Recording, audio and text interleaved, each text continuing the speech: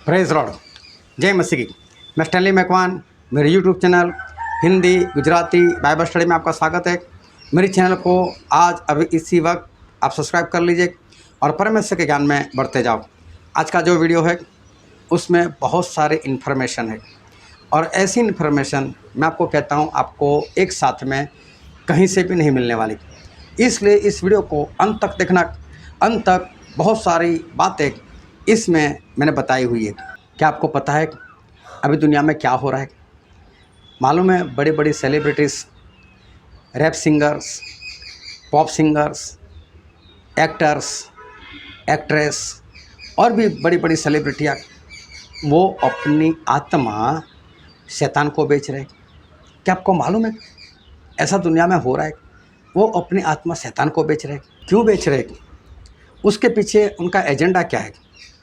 इसके पीछे बाइबल की एक बहुत बड़ी भविष्यवाणी अंतिम दिनों को लेकर जो है, उसे लेकर उसे सच मानते हुए ये सारे लोग ये काम कर रहे हैं, अपना आत्मा बेच रहे हैं। क्या है वो भविष्यवाणी और कौन कौन सी वो सेलिब्रिटी है, वो सब कुछ जानने के लिए मेरे साथ इस वीडियो में अंत तक बने रहो।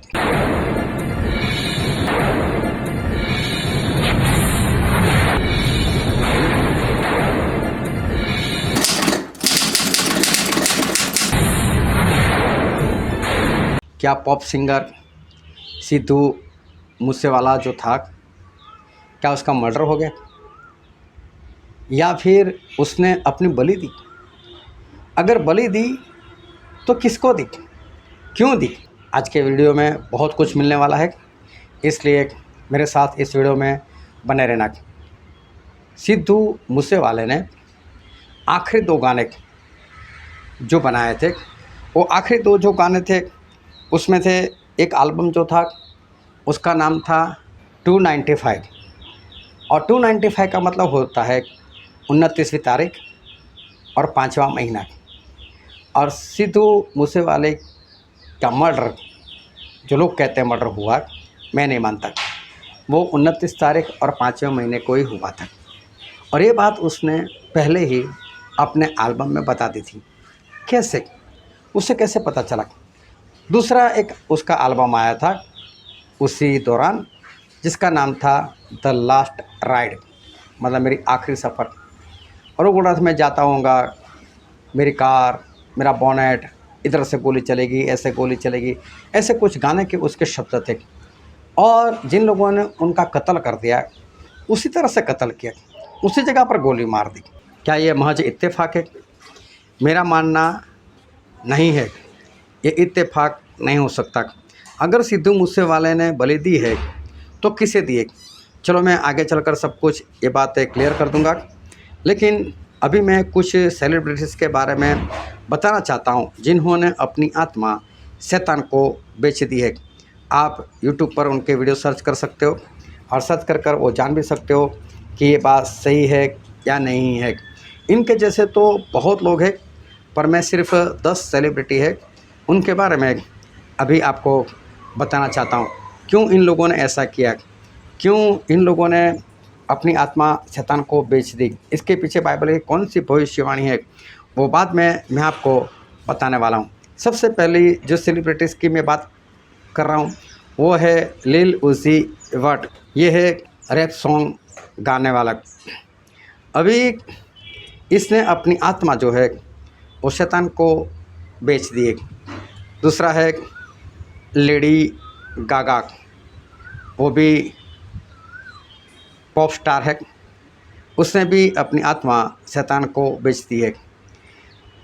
फिर है तीसरे नंबर पर ओपरा विनफ्रे, वो भी मीडिया की मालकिन है, ऐसा उसका नाम दिया गया है, उसने भी अपनी आत्मा शैतान को बेच दी है।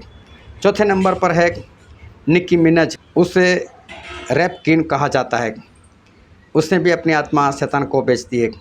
5वें नंबर पर है स्नूप डॉग, उसके बारे में शब्द कहा जाता है द हिप हॉप आइकॉन, उसने भी अपनी आत्मा शैतान को बेच दी है। 6वें नंबर पर है किम कार्दाशियन, रियलिटी स्टार है, उसने भी अपनी आत्मा शैतान को बेच दी है।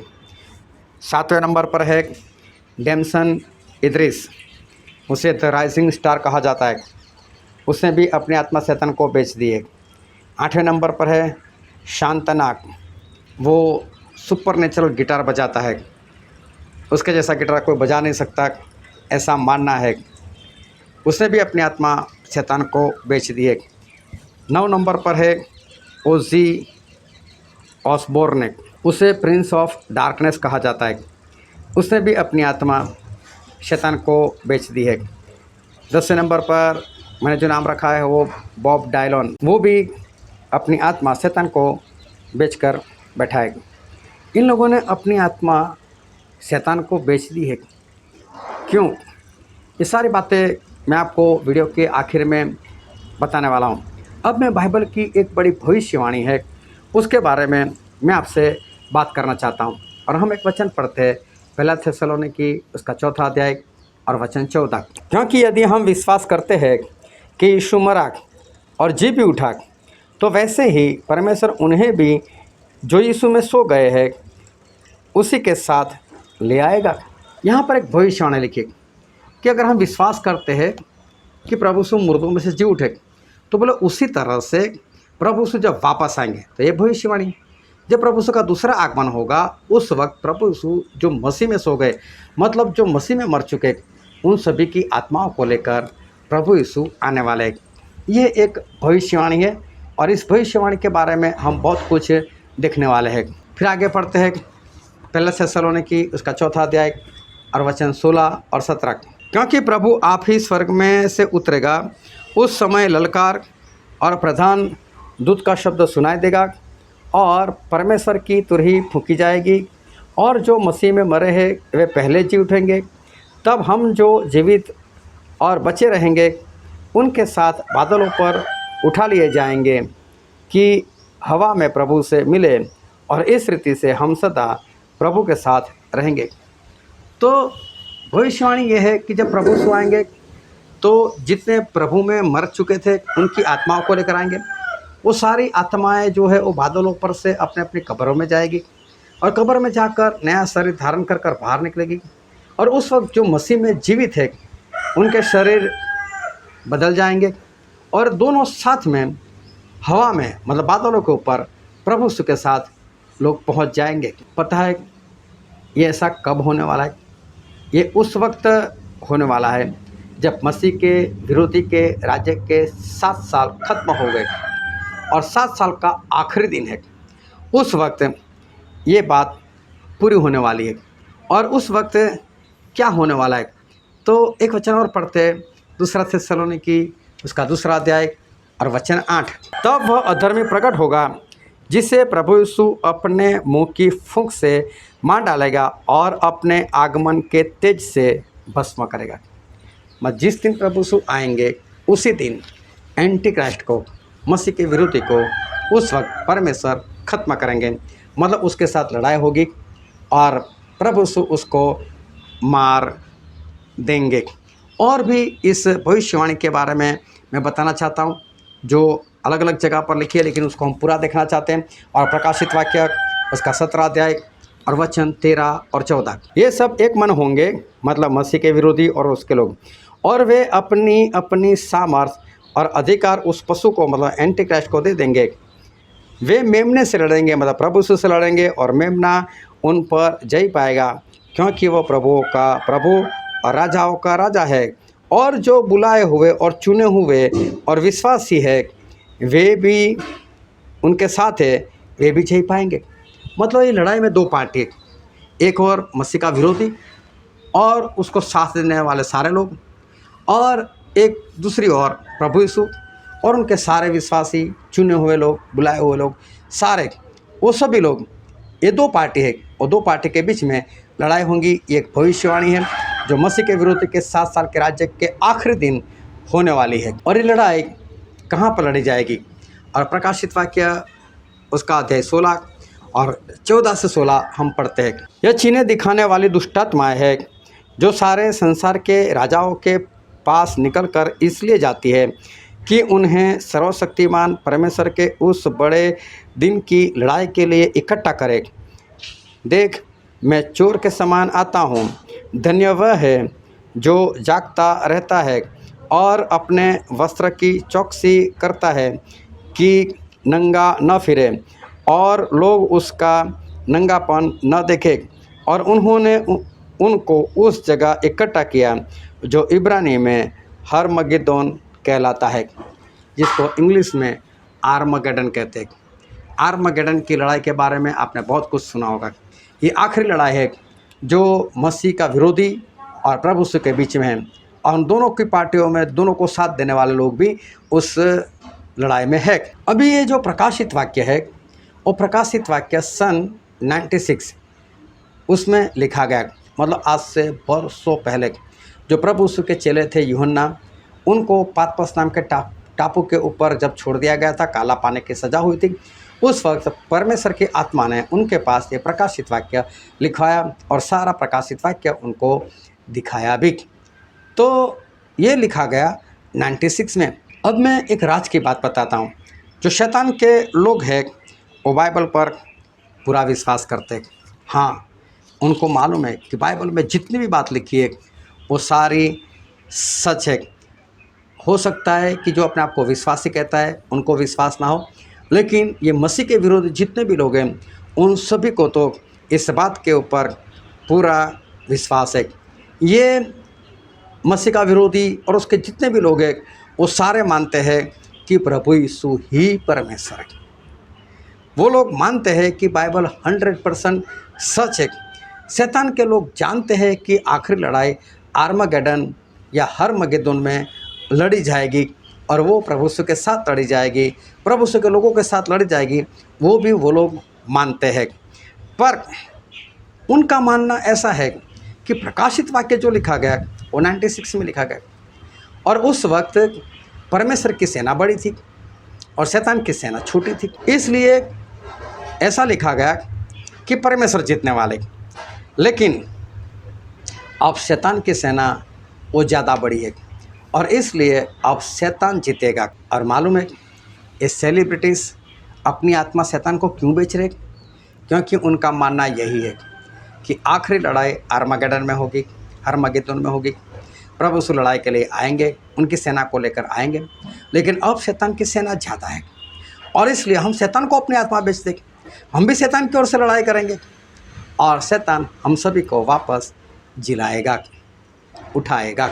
जब ये लोग शैतान को आत्मा बेच रहे, बेचना मतलब लेन देन है, तो ये लेन देन कैसे होती है? बदले में शैतान इनको क्या देता है? देखो, शैतान जो है ना वो इस संसार का परमेश्वर है, इस संसार का वो देवता है। और बाइबल में एक वचन पढ़ता हूँ, पहला यूहन्ना उसका 5वां अध्याय और वचन 19। हम जानते हैं कि हम परमेश्वर से है और सारा संसार उस दुष्ट के वश में पड़ा है। और सारा संसार दुष्ट के वश में और शैतान के वश में, और शैतान इस संसार का परमेश्वर बन चुका है। फिर एक वचन और पढ़ते हैं जो यूहन्ना उसका 14वां अध्याय और वचन 30। मैं अब तुम्हारे साथ और बहुत बातें न करूँगा, क्योंकि इस संसार का सरदार आता है, मुझ पर उसका कोई अधिकार नहीं। प्रभु से क्या बोलते हैं? इस संसार का सरदार आ रहा है। और शैतान को कहा गया वो तो इस संसार का राजा है। तो इस संसार का सरदार शैतान जो है वो राजा बनकर बैठा हुआ है। किसी को भी ऊंचाई के ऊपर लेकर जा सकता है, वो किसी को भी गिरा भी सकता है। शैतान ने क्या कहा था मालूम है? हम पढ़ते लूका उसका अध्याय 4 और वचन 5 और 6। तब शैतान उसे मतलब प्रभु यीशु को ले गया और उसको पल भर में जगत के सारे राज्य दिखाए और उससे कहा, मैं यह सब अधिकार और इसका वैभव तुझे दूंगा, क्योंकि यह मुझे सौंपा गया है और जिसे चाहता हूँ उसी को देता हूँ। शैतान ने क्या बोला? इस संसार मेरे वश में, इस संसार की सारी वस्तुएं मुझे सौंपी गई है, वो जिसे चाहे मैं उसे दे सकता हूँ, और इसलिए तू मेरी पूजा कर, तू मेरी आराधना कर। और शैतान इस संसार का सरदार है और किसी को भी ऊंचाई के ऊपर ले जा सकता है। जब कोई शैतान को अपनी आत्मा बेचता है तो बदले में शैतान उसको फेमस कर देता है, एक ऊंचाई के ऊपर उसे ले जाता है। लेकिन इस शैतान के साथ ऐसी डील कौन करवाता है? जिस तरह से एक परमेश्वर का दास वो लोगों को परमेश्वर से मिला देता है, इसी तरह से शैतान के लोग उन लोगों को शैतान से मिलाते हैं। ऐसी संस्थाएं हैं, ऐसी सीक्रेट सोसाइटी है जो लोगों को शैतान से मिलाने का काम करती है। अब आप क्या मानते हो, अचानक कोई पॉप सिंगर, अचानक से कोई रैप सिंगर फेमस हो जाएगा? उसने यूट्यूब पर वीडियो बनाया जिसे कोई नहीं जानता, उसकी चैनल नहीं है, क्या अचानक से उसकी चैनल टॉप पर आ जाएगी? अचानक से मिलियन में बिलियन में लोग उसके गाने को देखने लग जाएंगे? अचानक से ऐसा होता है? नहीं। ये शैतान क्या करता है, अपने सारे दुष्ट आत्माओं को लोगों के दिल में छोड़ देता है और उनको उकसाता है, ये वीडियो देखो, ये वीडियो देखो। और एक ही रात में इतने व्यूअर्स कि वो एक ही रात में टॉप पर आ जाता है। क्यों? उसने अपनी आत्मा शैतान को बेची, तो बदले में शैतान ने उसको शोहरत दी, शैतान ने उसको ऊंचा उठाया। और ये सेलिब्रिटी को बताया जाता है, और इसलिए इनका मानना है कि जब हम अपनी आत्मा शैतान को बेच देते हैं, शैतान की सेना बढ़ेगी, शैतान की सेना बढ़ेगी तो यीशु मसीह से हम लड़कर हम इस संसार के ऊपर अपना राज्य स्थापित करेंगे और प्रभु यीशु को हम खत्म कर देंगे। तो शैतान को आत्मा बेचने के पीछे ये दो राज है, एक तो ऊंचाई के ऊपर जाना और दूसरा प्रभु यीशु के साथ लड़ाई कर जीत कर इस संसार का राज्य हासिल करना। ये दो राज है, इसलिए ये लोग अपनी आत्मा और शैतान को बेच रहे हैं। फिर जब शैतान चाहता है तो इनको मरना भी पड़ता है, क्योंकि शैतान ने तो आत्मा खरीद लिया है, तो इनको मरना भी पड़ता है। लेकिन ये लोग ऐसा समझते हैं कि हमने शैतान के लिए बलि दे दी। मैं नहीं मानता कि सिद्धू मूसेवाला ऐसे ही पहले गाना बना सकता है, जो तारीख भी बता सकता है, जो पूरी बात बता सकता है कि ऐसे ही मेरी मौत होगी और वैसे ही उसकी मौत हो जाएगी। मैं नहीं मानता ऐसा हो सकता है, ये इत्तेफाक नहीं हो सकता। लेकिन उनको बताया गया होगा कि इस तरह से तुझे जान देनी है, मतलब बलि देनी है, ये मेरा मानना है। इनको ऐसा लगता है कि आखिरी दिनों में शैतान, अगर हम मर गए तो कोई बात नहीं, शैतान हमको उठाएगा और हम प्रभु यीशु के सामने लड़ेंगे। लेकिन ऐसा नहीं होने वाला। और मैं आपको बाइबल से बातें बताता हूँ, और शबोपदेश उसका 8वां अध्याय और वचन भी 8। ऐसा कोई मनुष्य नहीं जिसका वश प्राण पर चले कि वह उसे निकलते समय रोक ले, और न कोई मृत्यु के दिन पर अधिकार होता है। यहाँ पर लिखा है कि इंसान के आत्मा को रोकने की शक्ति किसी के पास नहीं। इसका मतलब इंसान जब मर जाता है तो उसकी आत्मा को कोई रोक सके, ऐसी शक्ति परमेश्वर ने आज तक किसी को नहीं दी। फिर हम पढ़ते 2 कुरिन्थी उसका 5वां अध्याय और वचन 10। क्योंकि अवश्य है कि हम सबका हाल मसीह के न्याय आसन के सामने खुल जाए, कि हर एक व्यक्ति अपने अपने भले बुरे कामों का बदला तो उसे देह के द्वारा किया है चुकाए। तो यहाँ पर स्पष्ट लिखा है कि इंसान जो है उसको मरने के बाद उसकी आत्मा को तो परमेश्वर के सिंहासन के सामने खड़ा रहना पड़ेगा, और परमेश्वर उसके कामों के अनुसार उसको बदला दे देंगे। फिर लिखा है इब्रानी उसका 9वां अध्याय और वचन 27। और जैसे मनुष्य के लिए एक बार मरना और उसके बाद न्याय का होना नियुक्त है, मतलब इंसान को एक ही बार मरना और उसके बाद उसका न्याय हो जाना, ये नियुक्त है, मतलब ऐसा होगा ही होगा। तो कोई भी इंसान अपनी आत्मा को इस बातों से नहीं रोक सकता। उसको न्याय पाने के लिए परमेश्वर के सिंहासन के सामने खड़ा होना पड़ेगा। जिस तरह से लाजर और उस धनवान इंसान की बात बाइबल में लिखी, दोनों मर गए, दोनों की आत्मा परमेश्वर के सिंहासन के सामने। लाजर के काम अच्छे तो उसको स्वर्ग में डाल दिए गए, और धनवान उसको नरक में डाल दिया गया। जो भी इंसान मर जाता है उसका न्याय हो ही जाएगा। चाहे सिद्धू मूसेवाला मर गया, उसकी आत्मा का परमेश्वर ने उसके कामों के अनुसार वो बदला दे ही दिया होगा। कोई शैतान उसको रोक नहीं सकता और उसको वापस ला नहीं सकता, उसको जिंदा नहीं कर सकता। इन सभी का जो मानना है वो गलत है और वो झूठ है। और फिर यशाया भविष्यवक्ता के पुस्तक में लिखा है उसका 54वां अध्याय और वचन 16। सुन, एक लोहार कोयले की आग धुक कर उसके लिए हथियार बनाता है, वह मेरा ही सृजा हुआ है। उजाड़ने के लिए भी मेरी ओर से एक नाश करने वाला सृजा गया है। नाश करने वाला मर शैतान, उसको भी परमेश्वर ने इसलिए बनाया है कि परमेश्वर उसका भी नाश कर देगा। तो एक दिन परमेश्वर शैतान का भी नाश कर देंगे, उसी के लिए उसको बनाया गया है। ये बाइबल में स्पष्ट यहाँ पर लिखा है, शैतान अपने सृजनहार को कभी भी नहीं मार शैतान अपने सृजनहार को कभी भी नहीं मार सकेगा।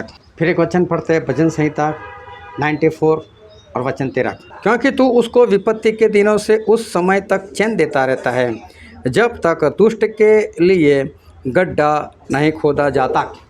ये दुष्ट मतलब शैतान, खड्डा मतलब आग की झील, जब तक ये नहीं बनाई जाती तब तक ही उसको शांति है।